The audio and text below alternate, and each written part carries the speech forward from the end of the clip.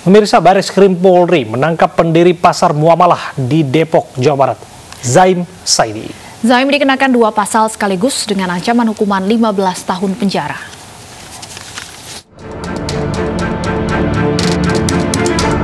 Setelah transaksi jual beli di pertokoan kawasan Tanah Baru Beji Depok, Jawa Barat viral di media sosial karena menggunakan uang dinar dirham, bukan mata uang rupiah, polisi menangkap Zaim Saidi yang merupakan pendiri pasar muamalah di Depok.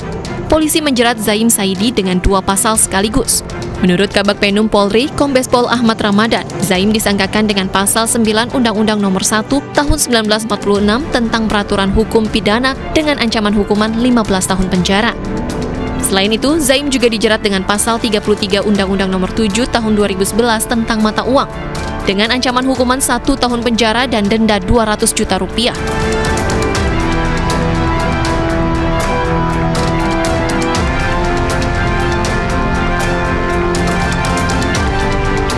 Dalam kasus pasar muamalah ini, Zaim berperan sebagai inisiator dan penyedia lapak pasar.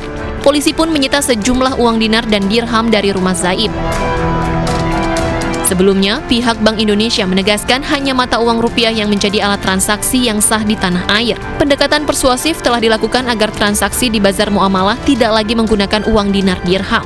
Kami ingin menegaskan kembali bahwa dinar, dirham, bitcoins atau bentuk-bentuk lainnya selain uang rupiah bukan merupakan alat pembayaran yang syah di wilayah NKRI.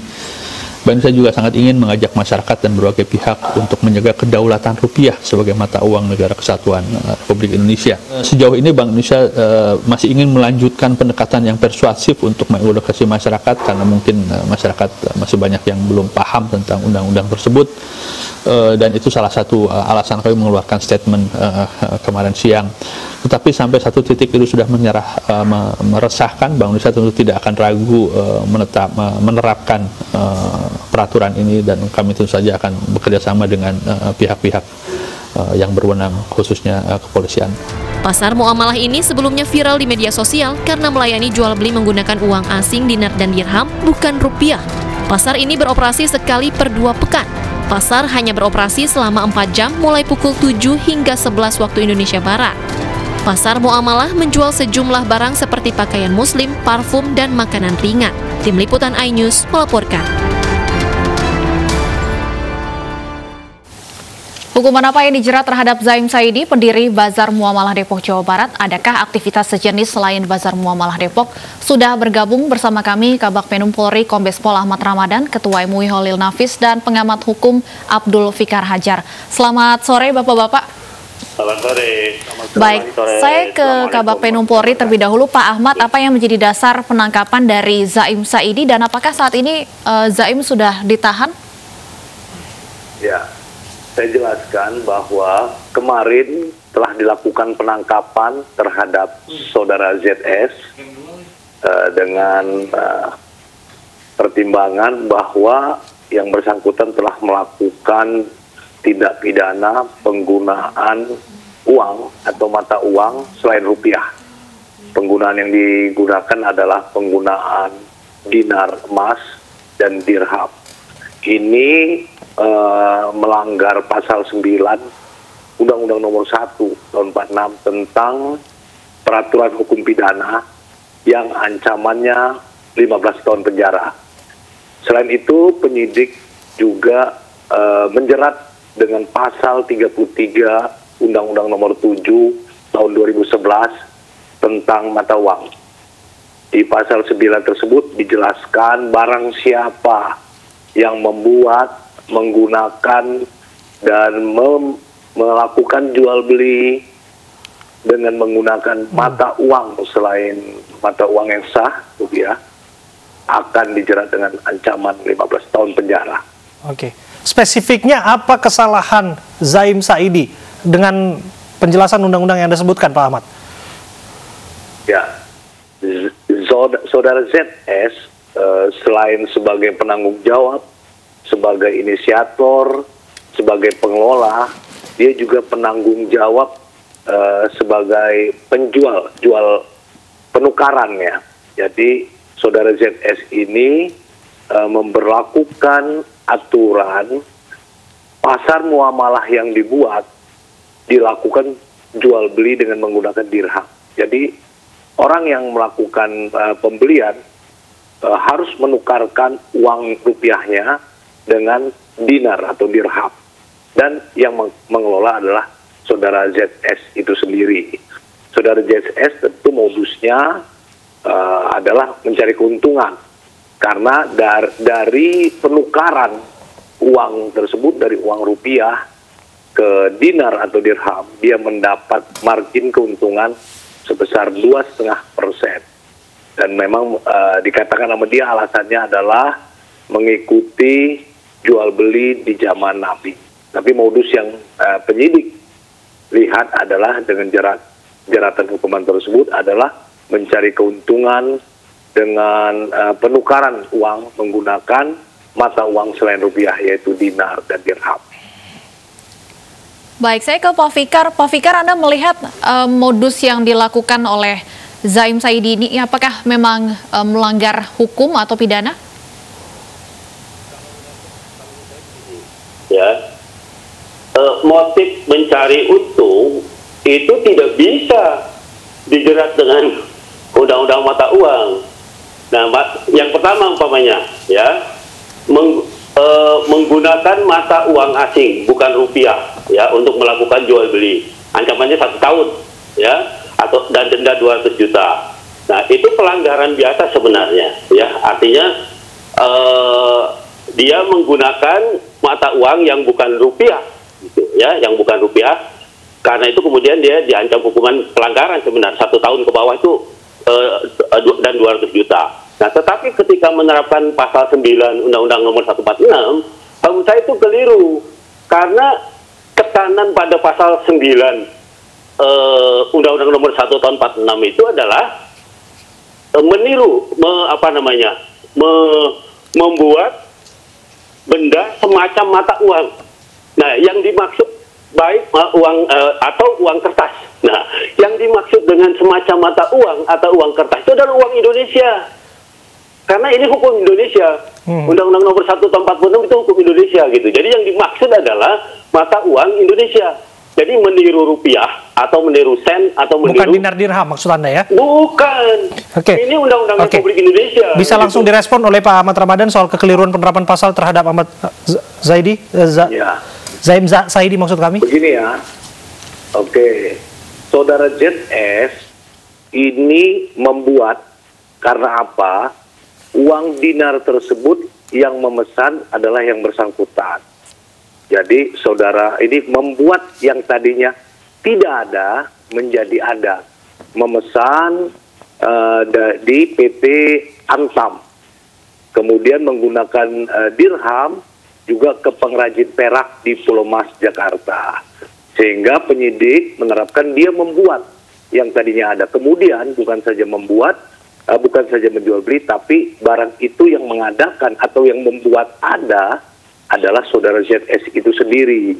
Ya, ini kan negara Indonesia, tentunya aturan Undang-Undang Nomor 1 tahun 46 tersebut di pasal 9, barang siapa yang membuat, yang tadi kategori membuat itu adalah membuat ada, ya, membuat ada dari sedangkan tadinya barang itu tidak ada, dipesan oleh saudara ZS sehingga terdapatlah uang dinar atau dirham.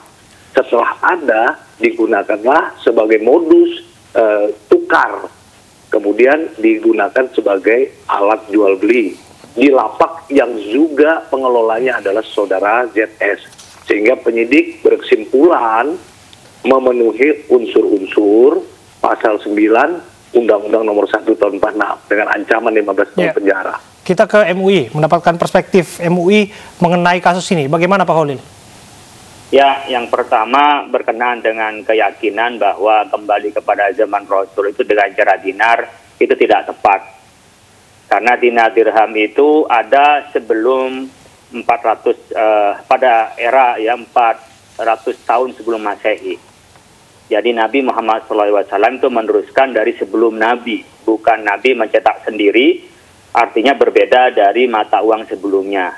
Dalam yang saya telusuri di dalam naskah yang pernah dari para sahabat mencetak dinar dirham itu pada zaman Sayyidina Ali itu pun tidak masih berlaku keseluruhannya pada kekhilafahan Ali bin Abi Thalib. Nah, yang kedua berkenaan dengan penggunaan dinar dirham, memang kalau di dalam Islam apapun yang bisa dijadikan alat tukar dan bisa diterima sebagai alat tukar itu sah hukumnya. Meskipun kalau ngelihat dari sejarahnya orang pertama kali menggunakan barter, kemudian dari barter ditemukanlah emas dan perak, sehingga emas itu dinamakan dinar, perak dinamakan dirham. Soal berapa beratnya dulu memang kaul yang banyak disebutkan adalah 4,25, jadi 4/4 lah ya, atau ada yang mengatakan 4,45 atau 5 kurang 1/4. Tetapi banyak masyhur mengatakan 4/4. Nah, setelah dinar dirham itu kan evolusi menjadi mata uang.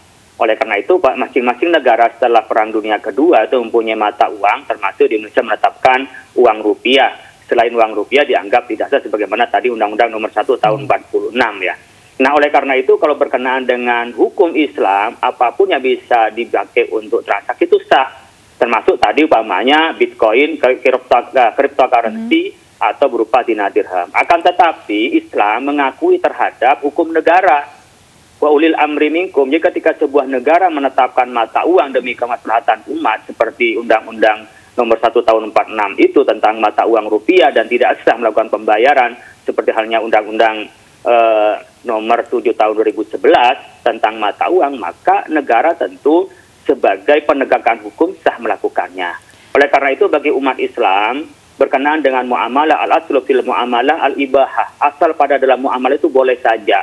Jadi tidak bisa kita ini hanya menerapkan pada mata uang di zaman Nabi, sesuatu yang tidak dipatenkan, tidak dilarang di dalam Islam untuk menggunakan mata uang, tidak berarti dilarang. Jadi kalau dalam muamalah itu hukumnya semua boleh sampai dilarang. Baik, boleh tidak dilarang, tidak tapi ada anjurannya tidak Pak Holil untuk menggunakan dinar dan dirham dalam kajian Islam sendiri? Sepanjang yang saya ketahui dan sependek yang kita pelajari, itu tidak ada bahwa mata uang itu hanya pada dinar dan dirham. Itu kembali kepada manusia, mana yang maslahah, asalkan di dalamnya tidak ada kezaliman, di dalamnya tidak ada gharar, di dalamnya tidak ada riba, dan tidak ada maisir. Tapi jadi kan pemahaman keagamaan yang hanya dinar dirham, menurut saya, pemahaman tekstual, yang itu pun juga tidak baku, karena tekstualnya tidak ada yang mengatakan hanya dinar dirham, tapi memang menyebutkan pernah tukar-menukar dengan menggunakan dinar dirham dan tidak dibatasi hanya dinar dirham. Ya, tapi kan prinsipnya ini juga sangat lazim digunakan di masyarakat kita untuk pembayaran zakat misalnya, mahar, simpanan, bahkan alat investasi. Ini yang saya ingin kritik, di dalam ekonomi syariah tidak ada investasi emas. Investasi itu intinya adalah menghasilkan sesuatu yang diputar lalu menghasilkan. Sementara emas itu tidak investasi, alat saving, dia standar nilai, ya, dan menjadi dulu dipakai sebagai alat tukar. Sekarang seluruh dunia nggak ada yang menggunakan dinar emas. Seperti dinar di Kuwait itu bukan emas. Oleh karena itu mata uang itu dikembalikan kepada uruf kita, kepada kebiasaan kita. Kebiasaan itu berdasarkan kesepakatan. Oleh karena itu kita seperti hanya mas kawin itu membayar, itu kan memberi, bukan pembayaran, dalam artinya pemberian dari seseorang calon suami kepada calon istri. Dan itu tidak dalam konteks pembayaran yang dimaksudkan dalam undang-undang itu. Artinya kalau Islam sendiri memperbolehkan untuk tukar-menukar, tapi ketika ada negara yang membatasi, pemerintah yang membatasi demi kemaslahatan, maka kita harus taat, ati Allah, ati Rasul, wa ulil amri minkum. Jadi pemerintah harus kita taati, dan pemerintah tentu memberikan hukum itu dalam rangka mawani wa zawajir, dalam rangka kita memberi aspek jerah dan memberikan aspek preventif agar tidak dilakukan sehingga merugikan kita semua.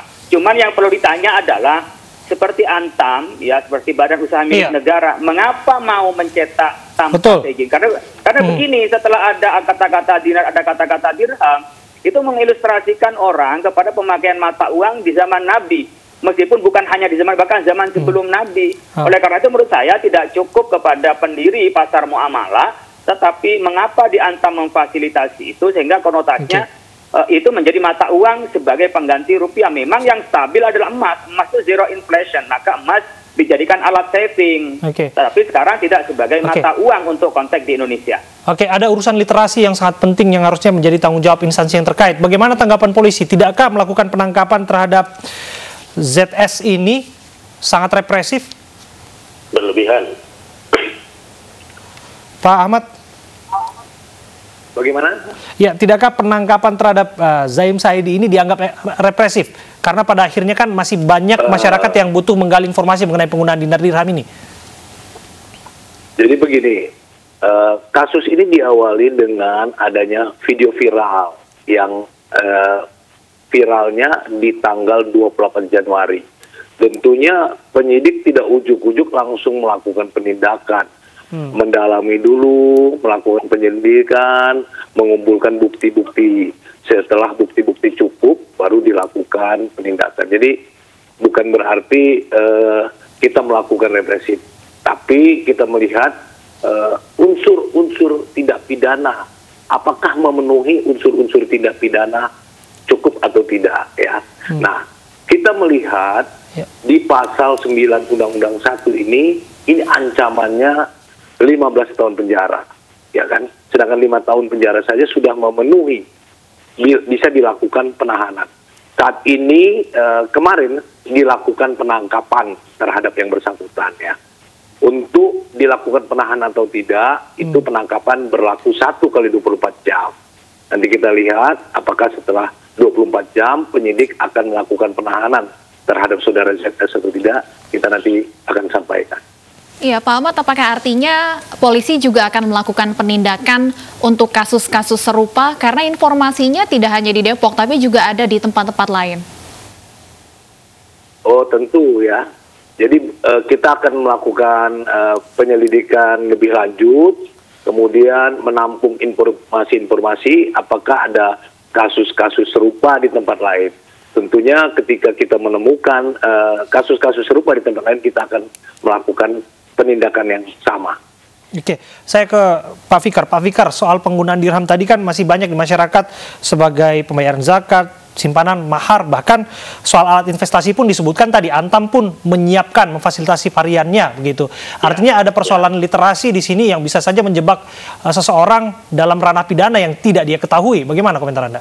Iya, substansinya sebenarnya lebih ditekankan pada nilai emasnya. Itu nilai berat emasnya sebenarnya substansinya, bahwa ada kemudian penyebutan dinar, dirham. Menurut saya itu ini lebih pada kegenitan, bukan kegenitan, maksud saya ingin mengikuti pola-pola jual beli di zaman Nabi dan sebagainya gitu. Tetapi sebenarnya ketika dia dilakukan transaksi, tekanannya pada beratnya gitu loh sebenarnya.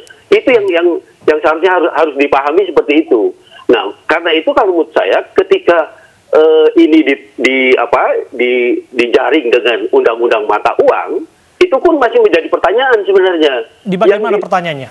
Pertanyaannya yang diberlakukan itu nilai dinar atau dirham atau beratnya, harga beratnya gitu. Itu loh, pokoknya harga sebuah handphone berapa Anda juta. menilai itu bukan alat pembayaran, itu bukan bagian dari alat pembayaran? Kalau menurut saya bukan. Karena yang dinilai ada beratnya gitu. Satu ya, karena menurut saya alat pembayaran itu harus dikeluarkan oleh negara, ya, oleh negara yang mengeluarkan alat pembayaran. Oke, ini kan lazim. Dinar dan dirham kan lazim digunakan di negara-negara Arab. Iya, tapi kan dicetaknya di Antam.